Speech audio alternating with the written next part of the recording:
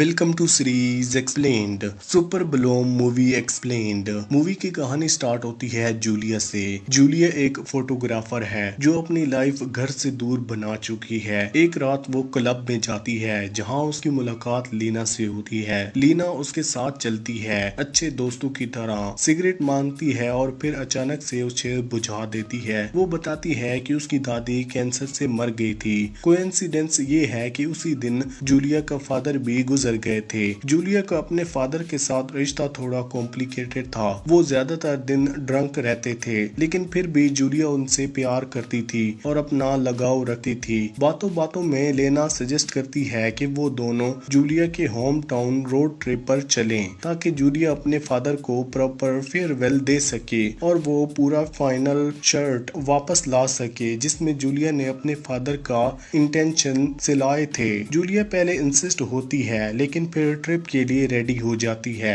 लीना एक वार्म और दिल से बड़ी इंसान लगती है, जबकि जूलिया थोड़ी क्वाइट और अपने अंदर बंद रहती है। सफर के दौरान दोनों का बॉन्ड बनने लगता है। एक डेजर्ट में वो रुकते हैं जहां लीना को अपनी दादी की एशेज बिखारनी होती है। उसने अपनी दादी से सुपर ब्लूम फूलों का खिलौने के बारे में सुना था, लेकिन वहाँ फूल नहीं होते। फिर भी लीना अपनी दादी की एशेज छोड़ देती है। दोनों जूलिया के फादर के कैबिन पर पहुंचते हैं। कैबिन जूलिया के लिए यादों से भरा होता है। फिल्म ज्यादा डिटेल में जूलिया के बचपन को एक्सप्लोर नहीं करती, लेकिन जूलिया अपने फादर के बारे में थोड़ा शेयर करती है। दोनों शर्ट्स ढूंढने की कोशिश करते हैं लेकिन नहीं मिलता। इसी दौरान उनकी बॉन्डिंग और गहरी हो जाती है। वो लोकल पब में जाती हैं जहां जूलिया अपने पुराने दोस्तों से मिलती है। जूलिया शुरू में ऑकवर्ड फील करती है क्योंकि वो अपने पास के फेस को नहीं अवॉइड कर रही, लेकिन लेना उसे इनकरेज करती है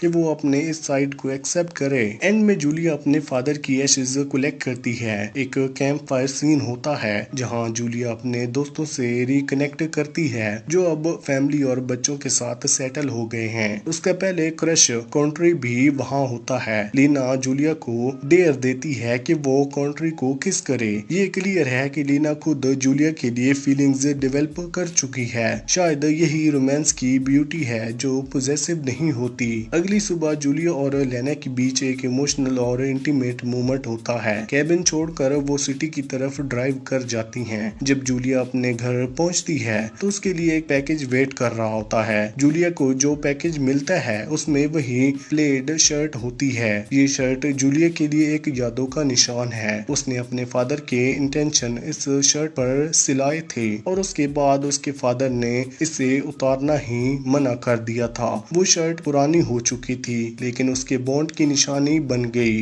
एक रिश्ता जो थोड़ा रफ था पर कंफर्टेबल और अपना लगता है। जूलिया इस शर्ट को कलेक्ट करने के लिए ट्रिप पर गई थी। रोड ट्रिप ने उसे अपने पुरानी यादों का सामना करवाया। उसने अपने फादर के साथ अपना रिश्ता एक्सेप्ट किया और लीना के साथ एक नई क्लोजनेस फील की। लेकिन असली टेस्ट ये था कि शर्ट ऑलरेडी उसके घर भेज दी गई थी। शायद जूलिया के फादर ने मरने से पहले डिसाइड कर लिया था कि उसके पास ये एक ही निशानी है जो उसे जरूर देना चाहेगा। यानी जूलिया ने लंबी जर्नी की, लेकिन जो चीज वो ढूंढ रही थी वो उसके घर ही उसका वेट कर रही थी। लेकिन यहाँ पॉइंट ये था कि डेस्टिनेशन नहीं, जर्नी मैटर करती है। ये बिल्कुल पॉल क्यूलो की द अल्चीमिस्ट वाली वाइब देता है, जिसमें हीरो खजाना ढूंढने निकलता है और लास्ट में उसे अपने घर के पास ही खजाना मिलता है। सुपर ब्लूम एक नेचुरल फिनोमियन है जहां डेजर्ट एक साथ हजारों फूल खिल जाते हैं, लेकिन सिर्फ तब जब सही टाइम पर बारिश हो। फिल्म में जूलिया और लेना भी इसी कॉन्सेप्ट को मिरर करती हैं। दोनों अपना अपना ग्रीफ लेकर जा रही होती हैं। लीना ने अपनी दादी को खोया और जूलिया ने अपने फादर को। दोनों की जिंदगी में एक तरह का सुकून आ गया था। जब वो रोड ट्रिप पर निकलती हैं तो वो जर्नी उनके लिए एक तरह की बारिश बन जाती है जो उनको उनकी इनर फीलिंग्स को खोलने का मौका देती है। डेजर्ट में उन्हें सुपर ब्लूम नहीं मिलता, फूल खिले ही नहीं थे, लेकिन फिर भी वो अपने इमोशन खोल देती हैं। एक दूसरे के साथ वल्नरेबल और टेंडर बन जाती हैं। यानी फूल डेजर्ट में नहीं खिले, लेकिन वो दोनों अपने अंदर ब्लूम कर गए थे। फिल्म एक और लेसन भी देती है, जिंदगी में हमेशा वही चीजें नहीं मिलती जो तुम ढूंढ गए हो, लेकिन सुपर ब्लूम मिस कर देती है। जूलिया शर्ट नहीं ढूंढ पाती, लेकिन दोनों कुछ और मिलता है है जो उतना ही वैल्यूएबल है। एक बॉन्ड, एक हीलिंग, एक एक्सेप्टेंस। लाइफ का असली मैसेज है कि सेकेंडरी पे कभी कभी जो चीजें तुम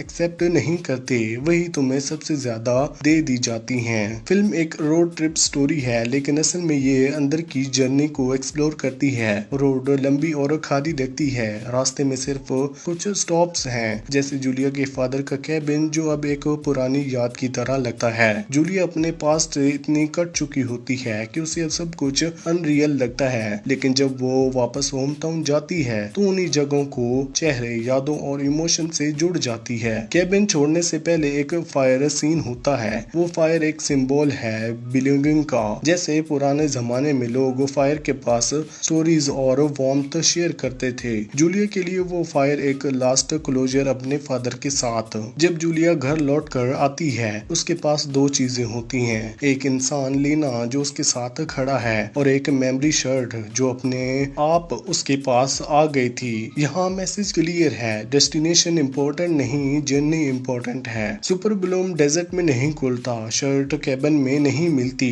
लेकिन उन्हें जो चाहिए था, हीलिंग और कनेक्शन, वो मिल जाता है। सुपर ब्लूम का असली मतलब यही है, बड़े स्पेक्टिकल्स नहीं बल्कि एक साइलेंट ब्लूमिंग। जैसे डेजर्ट के सीड्स बरसन्स हो रहे थे और सही वक्त पर ब्लूम करती हैं, वैसे ही जूलिया और लेना अपने ग्रीफ से निकलकर अपने अंदर ब्लूम करती हैं। हाईवे उनके लिए एक कैटलिस्ट बन जाता है। रास्ते पर वो अपने आर्मर उतार देती हैं, अपनी असली इमोशंस के साथ सामने आती हैं। इसी के साथ ये मूवी यहीं पर एंड होती है। आपको कौन सी मूवी या फिर वेब सीरीज का एक्सप्लेनेशन चाहिए हमें कमेंट सेक्शन में जरूर बताना। वीडियो चली गई तो वीडियो को लाइक करके चैनल को सब्सक्राइब लाजमी करना। Thank for watching.